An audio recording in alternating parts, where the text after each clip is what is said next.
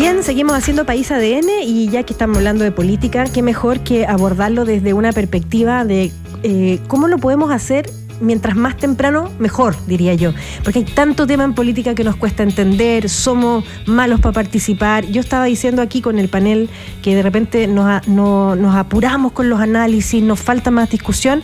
Bueno, hoy día estamos con Javier Pascual, director de Educación de Momento Ciudadano, la organización que además dirige Rodrigo Mayorga, que es panelista nuestro, que antiguamente se llamaba Momento Constituyente, que nacen para la Constitución, pero hoy día ya con este nombre, Momento Ciudadano, la idea es conocer contigo, Javier, ¿cómo estamos trabajando a nivel de educación en el tema de educación ciudadana? ¿Cómo estás? Bienvenido a País ADN. Hola Isabel, muchas gracias por la invitación. No, gracias a ti por contarnos un poco.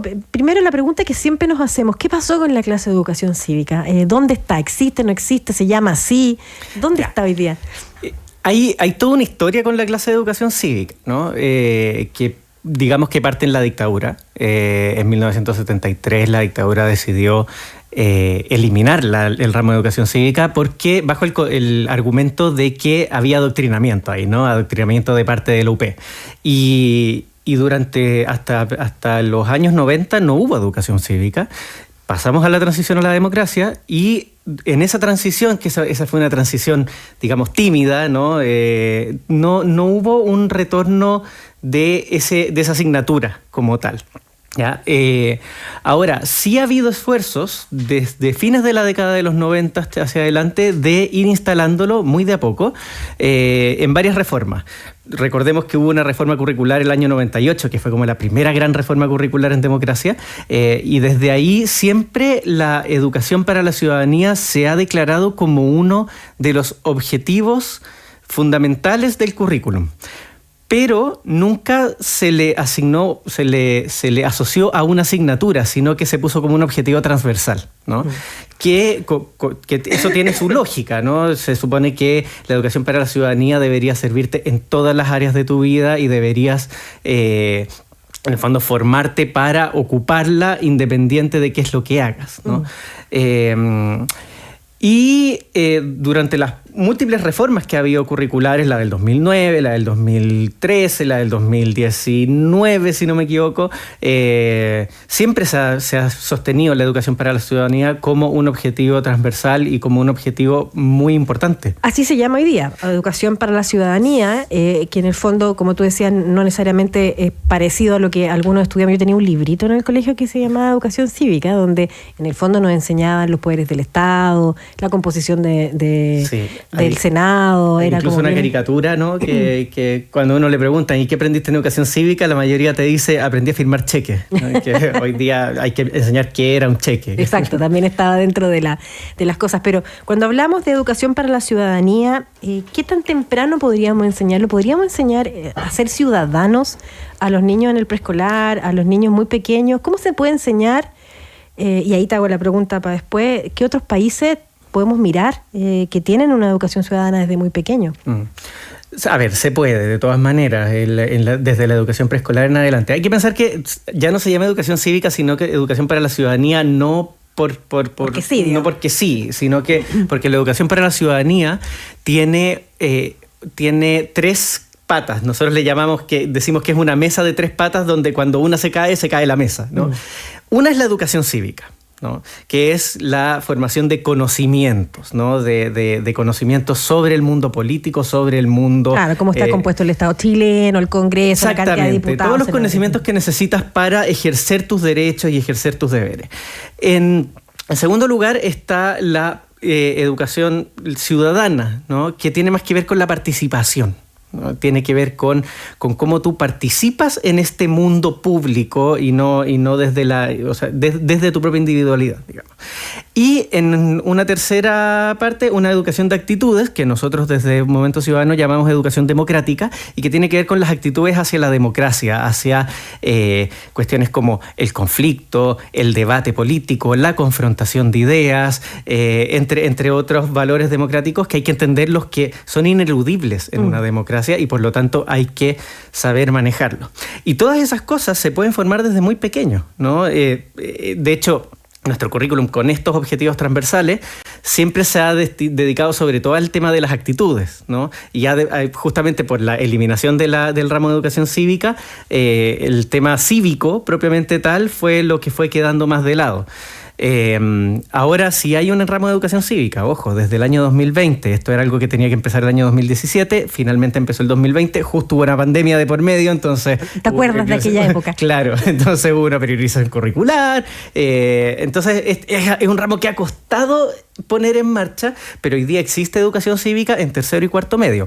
Y los colegios, todas las escuelas, por ley, desde la ley 20.911, deben incluir un plan de formación ciudadana que empieza desde temprana edad. Ahora, ¿tú eres partidario o desde Momento Ciudadano son partidarios de una clase o te gusta esto que sea transversal, que tenga que tocar? Porque el ser ciudadano no se puede enseñar en una clase, ¿o sí? Sí, no. Como digo, este objetivo transversal aborda muy bien los objetivos de actitudes democráticas y de participación ciudadana. De participación ciudadana incluso va mucho más allá del currículum, tiene que ver también con los centros de estudiantes, la participación en voluntariados, hay muchas formas de participar, ¿no?, en la vida pública, pero el tema de los conocimientos se relegó a la clase de historia y geografía, entonces quedó en una unidad muy pequeñita y hoy día tenemos mucha gente que no sabe cómo funciona el Estado, cómo funcionan las instituciones, cómo funciona la diplomacia con otros países que hoy día están importantes. Entonces, uno es cosa de ver en redes sociales cómo hay comentarios que no tienen fundamento. Lo que estábamos hablando, que pasa algo en la política y no pasan ni 20 minutos y ya tenemos comentarios críticos de algo que ni siquiera sabemos si está bien o si estamos bien informados de lo que pasó. Tenemos un problema desde los políticos hacia abajo. Así es, y no los culpo. O sea, insisto, desde 1973 no tenemos educación cívica. Yo mismo he ido aprendiendo todos estos temas en los últimos 3 años cuando me empecé a meter en este tema. Antes de eso tampoco tenía muy claro cómo funcionaba el Estado y yo soy una persona con mucha educación y con posgrado y todo eso. Entonces, o sea, no culpo a nadie de no tener los conocimientos cívicos porque no ha habido un currículum que responda a esa necesidad. Javier, a tu juicio, ¿cómo cambia un ciudadano que entiende cómo funciona su país o su estado, o entiende cómo es participar, o entiende lo que es un debate, frente a uno que no lo entiende o que no tuvo esa educación? Uh-huh.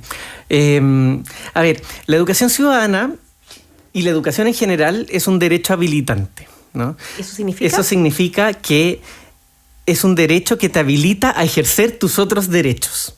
Es muy difícil poder ejercer tus derechos si no los conoces. Es muy difícil ejercerlos con responsabilidad si no conoces tus deberes. Es muy difícil ejercerlos en las instituciones si no conoces las instituciones y no conoces cómo funcionan esas instituciones. Entonces, la educación ciudadana en ese sentido es fundamental porque es la base para que los individuos y los colectivos puedan ejercer sus derechos en una sociedad de derecho, en un Estado de Derecho como el que vivimos y en una democracia finalmente. Ahora pienso que tercero y cuarto medio, con este ramo chiquitito que dices tú que está metido, es un poco tarde, ¿o no? Es un poco tarde, sí. Como que ya está formado el estudiante en tercero y cuarto medio, ¿no? Hoy día no tenemos evidencia de qué es lo que va a pasar, ¿no? Está recién empezando y todo. Puede ser un poco tarde. Se agradece que existan los planes de formación ciudadana igual, ¿no? Y que exista y que las escuelas tengan que aplicarlos en base a sus propios contextos y sus propias realidades. Ahora, hoy día no tenemos evidencia de si eso está funcionando, de si hay los apoyos suficientes, de si las escuelas tienen las capacidades de hacerlo. Todo esto, en Chile tenemos esta mala costumbre de responsabilizar de todo a la escuela, ¿no? Y cada vez que hay un problema es que en la escuela deberían hacer eso. Si baja la economía, debería haber clases de economía. Si un niño se cae por la escalera, debería haber clases de primeros auxilios. Siempre le estamos achacando a la escuela las cosas.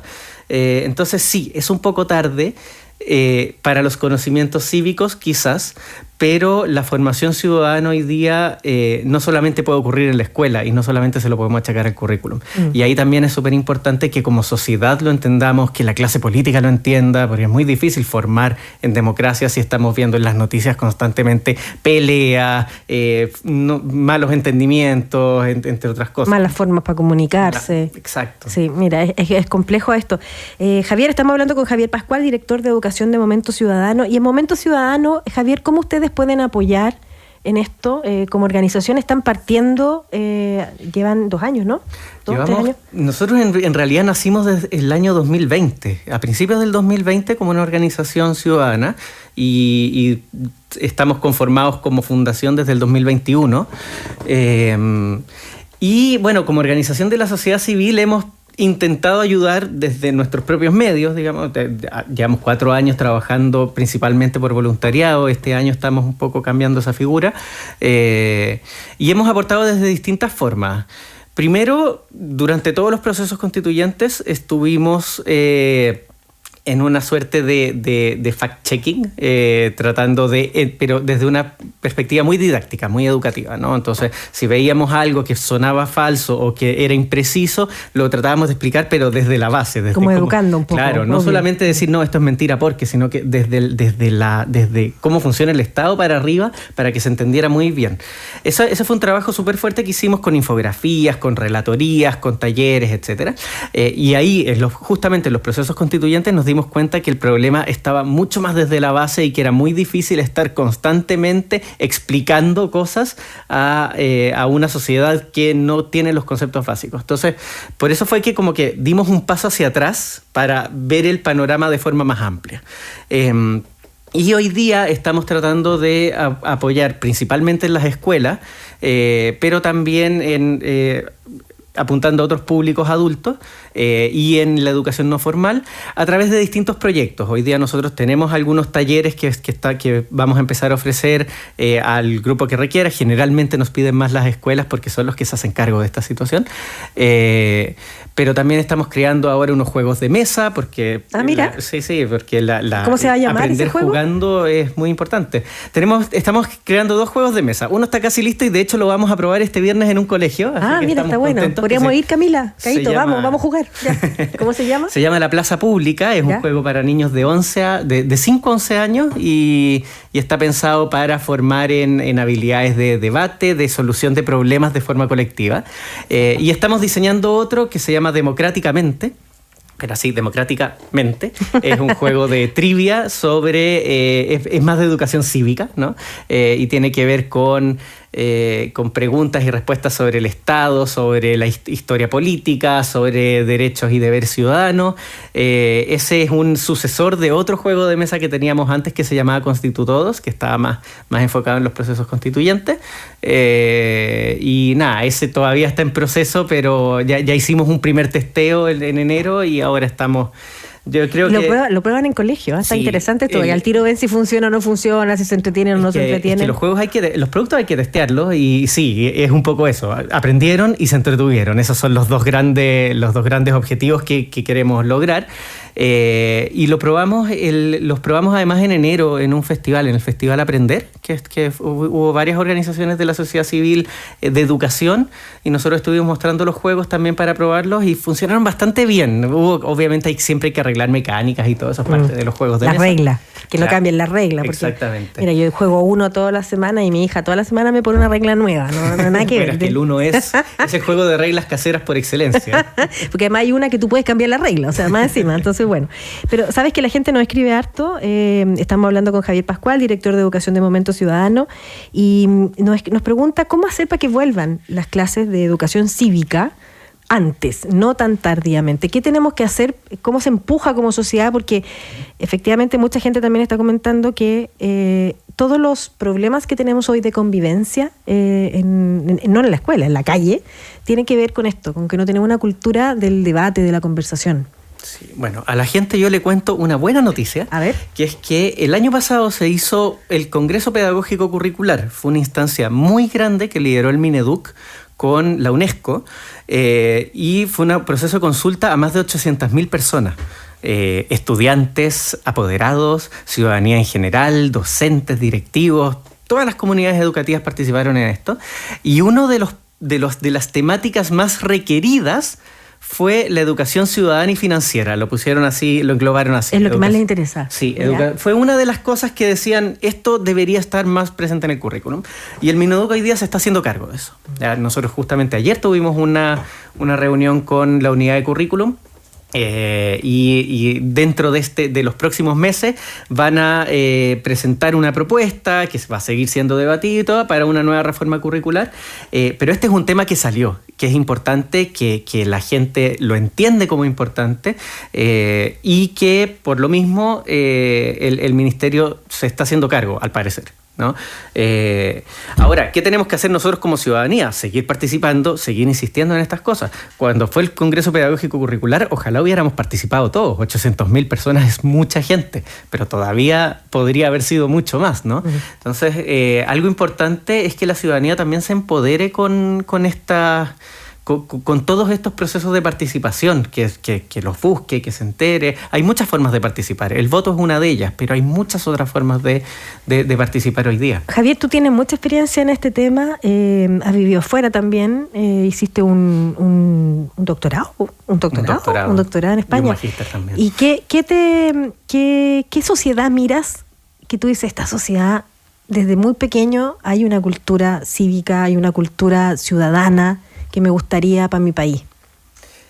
Es difícil esa pregunta porque todas las sociedades hacer preguntas difíciles. Responden mucho a las necesidades, a sus propias culturas, ¿no? Entonces, uno podría instalar distintos sistemas más representativos, más ¿cómo se llama?, más participativos y todo, pero siempre tiene que ir acompañado de un cambio cultural que no es fácil, ¿ya?